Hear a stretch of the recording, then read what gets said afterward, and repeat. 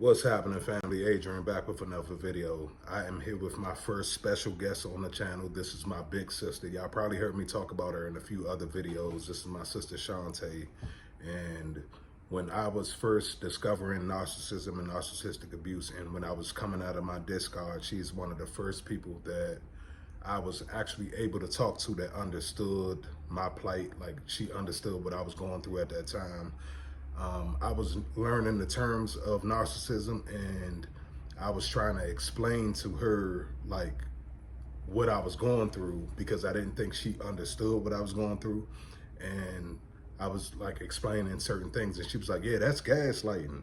And then she was like, you know, and she was like able to call out certain terms, and I was kind of looking at her like, you knew about this? Like, you knew about this for the whole time? Like, how long have you known about narcissism? Because I'm just learning about it. And she was actually one of the first people that understood everything that I was going through. One of the first people that I could actually talk to about my situation. And she really was a big help in my healing journey at the very beginning. So, and she has a lot of insight and a lot of feedback in her own personal journey and it kind of let me know of how she evolved into learning about narcissism herself. So I kind of wanted to introduce her on the channel because I talk about her a lot here. She is planning on starting her own channel. So we are going to leave the description in her channel. And if y'all would do me a favor and show me that love and go over to her channel and follow her channel as well. And for all of my day ones, y'all know I love y'all. For all of my new subscribers, man, appreciate the channel. Salute to y'all. And we just gonna give Chante the floor and let her talk about her experiences with narcissism. She's a hell of a storyteller, and she has a lot of experience with narcissistic abuse. So I'm gonna go ahead and just give her the floor and let her do her thing. And we just gonna talk back and forth about what we've been through. What's going on, everybody? As he said, my name is Chante, and I have gone through narcissistic abuse before, plenty of times, both personally and professionally. So as he said, I got a lot of insight on it and how I dealt with it in different situations. As he mentioned, I do have quite a few stories about different people. One in particular is about my oldest daughter's father. My oldest daughter is 21 years old, and me and her father used to work together. We worked together and we lived together. So we saw each other all the time. While we were living together and I was pregnant with my oldest daughter, I would say probably about 4 months pregnant, 4 or 5 months pregnant, this man had me keep it a secret for a long time. My family didn't find out I was pregnant with her till I was about, I don't know, like 6, 7 months pregnant. He kept telling me, no, don't tell nobody yet, don't tell nobody yet. And I was like, why? I don't understand. Quite a few times, well, let me just say this. When I met him, he had 2 kids already by the same woman. So this would have been his third, my first child. Again, like I said, we worked together and we lived together, so we were in a full-fledged relationship. When I was about, like I said, about 4 or 5 months pregnant, nobody knew I was pregnant. I wanted to tell my family. I wanted him to tell his family. He never wanted to do it. And I was just like, we can't keep holding it off because eventually everybody's going to find out. Right, go start showing. One story in particular that I'm kind of segueing because it just made me think of something. A narcissist will abuse you in any way possible. For instance, when I tell this story, people ask me, why did you stay with him? I ain't know no better. I was 20 years old. I ain't know no better. So I remember a time in particular, I always wanted us to go on dates or something like that. And we got home one day and he said, oh, come on, let's go somewhere. Okay, let's go somewhere. At this time, like I said, I'm about 4 months pregnant, which means I'm 16 weeks pregnant. We're almost 16 weeks pregnant, or I'm close to it. And I'm thinking we going out because we never really got to go out. We pull up and went to this place in Greenbelt. We pull in the parking lot, and while we're in the parking lot, I see this big sign, but it doesn't really say anything. So, and it's a brick building. So I don't know where we're going. we get out the car and I'm like, okay, well, I don't know, maybe somebody having a function or something. I don't know. So we go inside this place, and when we walk inside, there's rows of people sitting on both sides of this like lobby area. And there's a glass part, like a glass window at the end. And I'm like, what is this place? We walk up to this window, and this man proceeded to ask them, how much do it cost for an abortion? I have no clue. We're going to this place. And I'm like, what you talking about? So I'm like dumbfounded because I can't believe this is happening. And she's asking him, how far along is she? And I'm standing there like, you really doing this? Like, I'm not standing here. I didn't even know what this was happening. Like, what are we doing? Anyway, long story short, the lady tells him, oh, it's going to cost this amount of money. I walked out. When I leave out, we go down the street. Because, well, apparently they told him the amount of money they was trying to charge, he wasn't trying to pay that. I walked out. Because I'm like, you're not going to do this to me. Like, how you just going to come and take me someplace don't even tell me? Well, anyway, we get in the car. My car, mind you. We get in my car, drive down the street. We go in another place. And he's like, well, listen, since you are pregnant, you need to go see the doctor. All right, whatever. So we go in to this OBGYN that's down the street from our house. I walk in and he's like, yeah, she need to get a sonogram. This dude was trying to play me, okay? Because we sat in the car for a minute before we rode down the street, and I was like, why would you do that without talking to me? We already talked about this, and I told you I'm not having no abortion. Like, that's out the question. He was like, well, you still need to at least get checked out. We go down the street to this OBGYN, and he tells them I need a sonogram. While they're doing the sonogram, he then asks this man, how much for your abortions? This is twice within like an hour.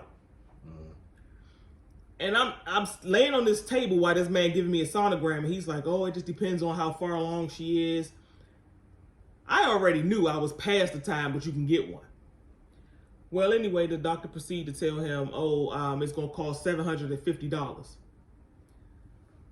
After the man wipe the gel off my stomach and clean me up or whatever, he's asking me, do I want to make a follow-up appointment? I told him I'll call him and let him know.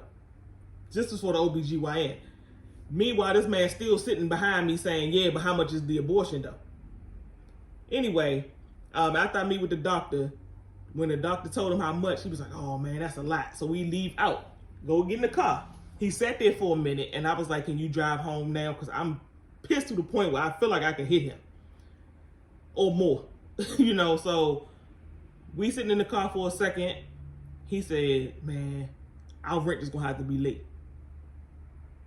And he got up and walked back in there, and I sat in the car. I didn't move.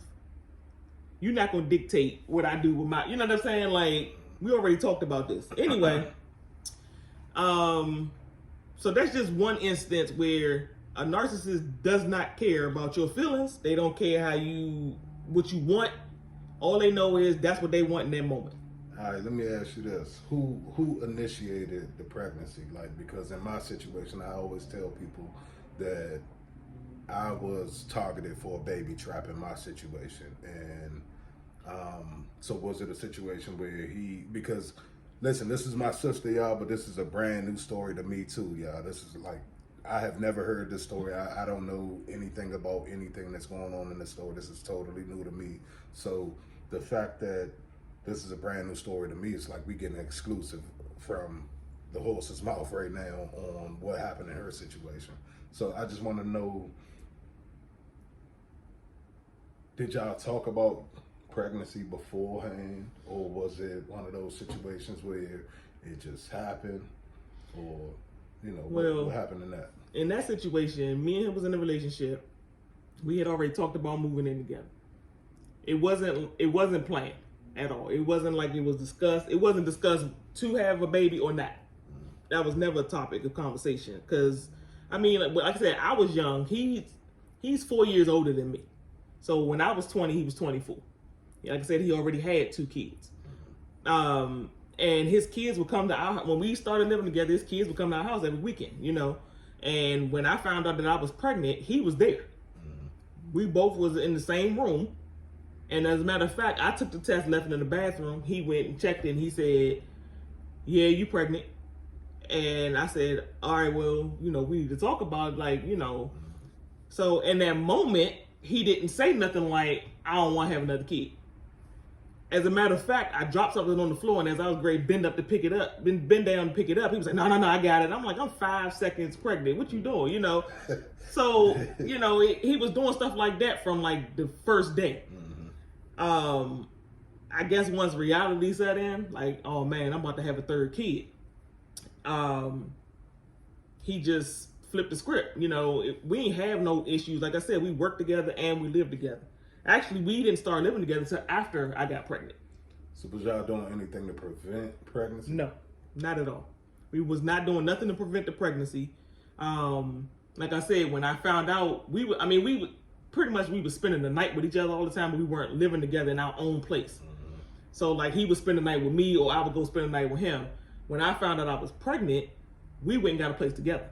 So why would you get a place together? You know what I'm saying? Like it sounded like to me, you trying to start something stable. So future faking, and he's showing stability. He's showing that he wants to be in an involved relationship. Right. And that's the same exact thing that happened in my situation, y'all.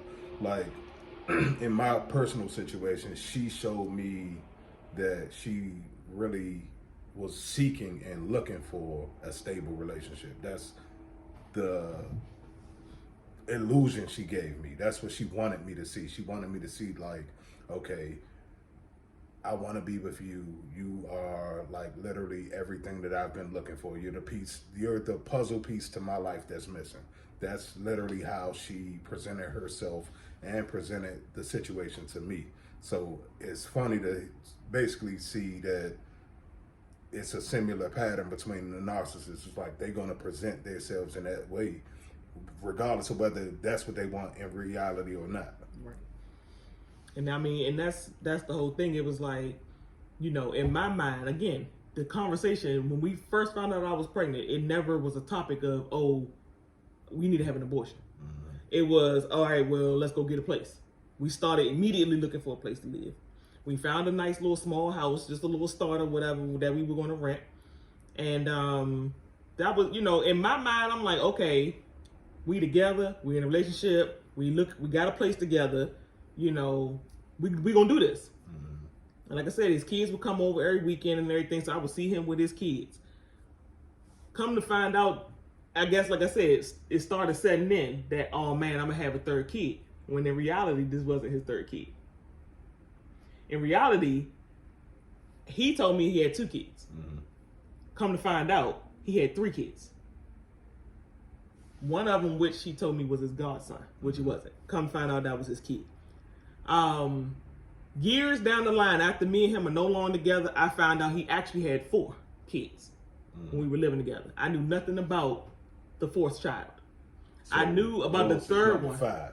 Huh? So my child, who I thought was number 3, was actually number 5. My first niece is number 5. It's number 5, and I'm thinking she's number 3 because. And he's how old at this time? 24. 24 with 5 kids. So he's 24 years old, and like I said, the 3rd child. Now, let me break it down like this: a narcissist, like you said, picks up supply. They always got a supply of what you call them harem. Yeah. So. When I met him, like I said, he told me he had 2 kids by the same woman. Come to find out, he actually had, like I said, 3 kids. Mm-hmm. However, the 2 kids he had with the same woman were not number 1 and number 2. They were number 1 and number 3. Mm-hmm. He had a child in between them. With a whole nother woman. Mm-hmm. The 2 women knew each other. They went to high school together. Mm-hmm. He didn't go to their high school though, but they were friends. But they didn't know they was both talking to him. Okay. A separate woman had number 4 that I knew nothing about. Like I said, I found this out later. And like I said, my daughter, his niece, was number 5. Yeah, I didn't find out about none of these other kids, none of these other women. Now, like I said, we were living together. As far as I know, he got 2 kids that's always over our house every weekend. So to me, he looks like a great father. perpetrating that he's a great father. Okay. You know, I'm seeing him always making sure his kids got new clothes. Yeah, that's the same thing happened to me. Always got shoes. Yeah. Always he always made sure his kids didn't want for nothing. So to me, I'm like, he a great father, you know? The whole ordeal behind our breakup, though, I was 7 months pregnant. Now, again, we were living together. I found out he was cheating on me with another woman that was 3 months pregnant by somebody else. So I later found that out. Now, I'm not the type of woman that my dude can't have a female friend or nothing like that. Like, I'm not that insecure where I'm like, no, you can't have a female friend. I've never been like that. I got male friends. But this woman used to call our house every day. And she would ask to speak to him. I had him on the phone. He would sit there in my face and talk to her. He tell me he grew up with her. Okay, you grew up with her. Who am I to say you didn't? So I was telling the family, man, mine played the cousin card all the time. Mine, everybody was her cousin. Everybody, anytime some guy would call her, oh, that's my cousin. Oh, that's just my cousin. That's all. But that's how it is. It's like, to me, he told me his sister and this girl were best friends. They all grew up together. Okay. I ended up finding out about this woman because she called my house one night looking for him. But I never paid attention that she never called my house after 5 o'clock. I got on work at 5. As far as she thought, he was living with his aunt. I had a car. He was driving it. He was driving her to her doctor's appointments, but wasn't showing up for mine. And I'm pregnant by him, you know. So it was that. It was stuff like that. And when I found out, it was because she was calling because he said he was gonna come spend the night with her, and he hadn't showed up yet. But you live in the same house with me. We paying bills. We splitting bills in half. Like, you know what I mean? We together, you know. Anyway, long story short with him, I mean, I got some more stories about him, but just to kind of wrap that story up, we broke up when I was 7 months pregnant. By the time I had my daughter, he had already moved to another state and married another woman that he knew for 3 months. Now, so you discarded at 7 months. Yes, discarded at 7. We broke up at 5 months. So when I was 5 months pregnant, we broke up. Now listen to this, y'all. She was discarded at 7 months. By the time she had my niece, he was already in another relationship, in another state, with a new supply, in a new state, and married the woman. Yep, he married the woman. They knew each other less than 3 months. He married the woman. They moved to another state, and I knew nothing about it. So by the time I had my daughter, I had no clue where he was. We had already broken up. I moved out of the house. I was staying with my grandmother. He would come visit, you know, and he used to say stuff. He used to say some of the darkest stuff to me. He would say stuff like, "Do you feel the baby kicking?" At the time, I wasn't really feeling the baby kick. And I said, "No, not really." This man said to me, "You sure the baby alive?" The baby, he said, I talked to one of my friends and she was saying that the baby should be moving by now. You sure the baby alive? And I honestly believe that man tried to stress me out to have a miscarriage. Because he was doing some of the stuff and I'm like, you weren't doing any of this stuff until I found out I was pregnant. And it was just like, the switch that happened, when I found out I was pregnant after that, I was like, who are you? You know what I'm saying? All this time I'm thinking you a decent human being, you a great father, you know, all of that. Anyway, like I said, he married this woman. They were married less than a year. He had a child with her. And yeah, so that was real traumatic for me because one, you know, when you're pregnant, your emotions are already high. And then you just want more for your children. Right. Like, you're expecting more from that person than right. And see, with a lot of people, like I was going through so much and so much stress because, again, we still work together. So, like I said, I was 5 months pregnant when we broke up. I was 7 months pregnant when he left. Now, so that's 2 whole months that I'm pregnant and I have to see this man. Matter of fact, not only did I have to see him every day, he was the first person I saw because he sat at the security desk. So when I walked in the building, he's the first person I had to see every morning. And for, I'll say, a good week, 2 weeks, I couldn't even look at him. I couldn't say nothing to him because I was just hurt. Like, you know, I'm like, I thought we loved each other. Like, why would you do something like that? And again, I still had to see this man every single day at work. After that went down, it was just like, for some reason, I have no clue. I woke up one morning and I was fine. It was like I was immediately over it. And I was just like, we don't have to be together, but we got a child to raise. And when I came at him like that, he was like, okay, cool, all right. Again, fast forward. Me and him ended up losing our job in the same week. That was a whole nother situation. And when that happened, like I said, he married a chick, moved to another state. I had no clue until after I had my daughter and I called his father, and his father told me he lived in another state. And I was like, what do you mean? Now, mind you, he's told me that he's told his family that I'm having a baby. I'm telling his father, I said, well, I'm calling because I just had my baby and I wanted to let him know. His father's like, what baby? Knew nothing about it. Now, I carried my child to term, 9 months. They knew nothing about me even being pregnant at all. And so I'm just like, I can't believe that. And my daughter did not meet her father till she was 2. First and last time. She's 21. So she has not seen him in over 19 years? Yeah. So, you know, like I said, that was probably my first real encounter with a narcissist. And at the time, again, I didn't know what was going on. All I knew was just, I'm like, you that evil? You're that evil that you would do that to somebody. But not knowing nothing, I knew nothing about narcissistic behavior. I knew nothing about what a narcissist does, you know, how they operate. I knew nothing about it. Their whole playbook. Yeah, I knew nothing about it. I was blindsided because this is the first, like I said, I'm 20 years old. I had my daughter 3 days before my 21st birthday. You know what I'm saying? So it's not like I know any of this stuff. I'm still like, I wouldn't say I was immature, but I didn't know nothing. Right. What did I know? I didn't even know how to raise a baby. You know what I'm saying? So I'm learning as I go along. And to be blindsided by something like that happening and trying to, my first time mother and all of that, and it's like, you know, it was a lot. It's crazy because we have such a similar situation that it's crazy. Like my sister and I, we are 3 years apart. We grew up in the same household. So when they say you grew up in a household of abuse, her and I grew up in that same environment, that same household, and we both ended up dealing with narcissists.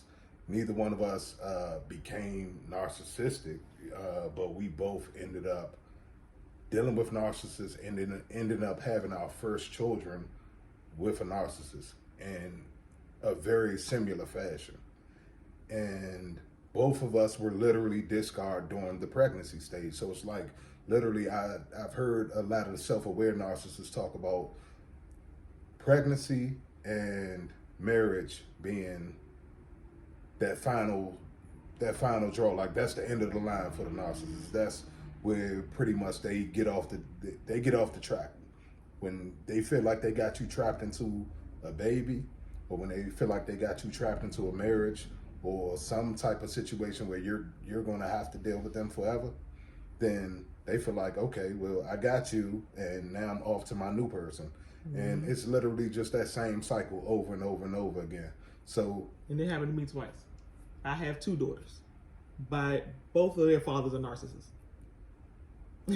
So when you talk about, when we discuss childhood wounds and you start discussing healing from things in your past and things like that, we are 2 people coming from the same household that ended up, like, half the time I'm literally not in my sister's personal life. So when she has a new boyfriend and all of that kind of stuff, and she's the same way. Now, if we have a problem or something like that, she will speak up in my situation if something arises where it needs to be, or vice versa. Like, I always got her back anytime anything happens. I'ma always be there for her and all of that kind of stuff. But for us to have such a very similar situation, dealing with totally different people, but with us having the similar background that we had, it's almost like you can see the grooming for being groomed to deal with toxic people in your life. And you can see how just your upbringing and the things that you haven't healed from in your past can just open you up for people that ain't no good for you. Yeah. So it's like, it's literally one of those situations where we have to recognize what we've been through, address it, and then try to move on as best as we can from it. Sometimes I feel like going through narcissistic relationships, like in this situation for me, this was definitely a wake-up call for me. So, and I'm sure she can probably attest to the same thing. I'm sure as we go on with our journey and we learn more about her story, and like I said, I want you guys to go follow her channel and everything. She's going to put the channel in the description, or actually I'll put it in the description, and she will put it in the comment section, and you guys can just go over there and follow her channel as well. She will, I'm going to make sure she keep dropping content for y'all, because she got a lot of knowledge, and she's super funny when she comes and talks to these stories and tells her story. So once she gets loosened up and used to, talking to the crowd and all of that kind of stuff, I am sure you guys will enjoy her content. So that is our video, y'all. I am introducing, this is, like I said, my big sister Chante. I love her to death, man. And I appreciate each and every last one of y'all for continuing to rock with the channel. Man, salute to the entire family. Love y'all. We'll talk to y'all later, man. See y'all in a minute.